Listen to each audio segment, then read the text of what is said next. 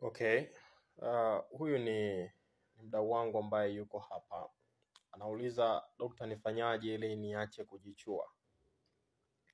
Inaweza ikawa ni swali ambalo hata na wewe pia unayenitazama unajiuliza pia.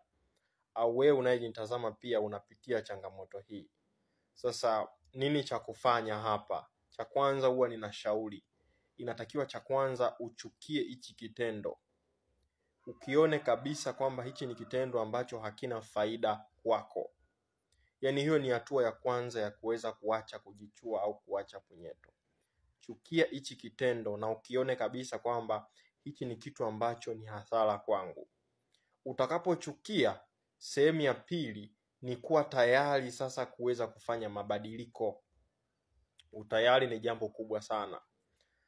Ninapata wadau ambao wanachukua dawa ya nguvu za kiume au wanachukua dawa ya kuimarisha misuli, alafu mwisho wa siku wanarudi tena kujichua. Shida ni nini? Ni utayari yeye mwenyewe. Ndio maana nimesema hatua ya kwanza, anza kuchukia hichi kitendo. Lakini pia hatua ya pili, kuwa na utayari wewe mwenyewe kwamba niko tayari kuweza kuweka mikakati namna gani ya kuweza kuacha kujichua.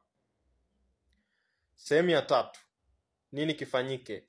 Sehemu ya tatu kinachotakiwa ni kwamba tafuta ushauri wa kitaalamu. Moja ya changamoto hasa kubwa ambayo huwa inapelekea mtu anashindwa kuweza kuacha kujichua ni yule mtu ambaye ameshaathirika kisaikolojia. Anajikuta kila anavyojitahidi kutafuta namna ya kuweza kujikwamua anashindwa. Kila anavyojaribu kuacha anashindwa. Kwa hiyo tafuta ushauri nasaha wa kitaalamu, itakusaidia kwa kiwango kikubwa kabisa. Na sehemu ya mwisho, baada ya kupata ushauri wa kitaalamu, binafsi mimi mwenyewe huwa ninashauri sasa muhusika kama ameshapatwa na hii changamoto, anashindwa kuhimili tendo kwa muda mrefu, kinachofuata baada ya hapo aweze kupata matibabu. Ina dawa maalum ambayo inaweza kumsaidia mwanaume ambaye mpitia kwenye changamoto hii aweze kuhimili tendo kama inavyotakiwa, anapitia changamoto hii na ajui nini ambacho anatakiwa akifanye. Inawezekana amekata tamaa pia hata ya kuweza kushiriki tendo la ndoa.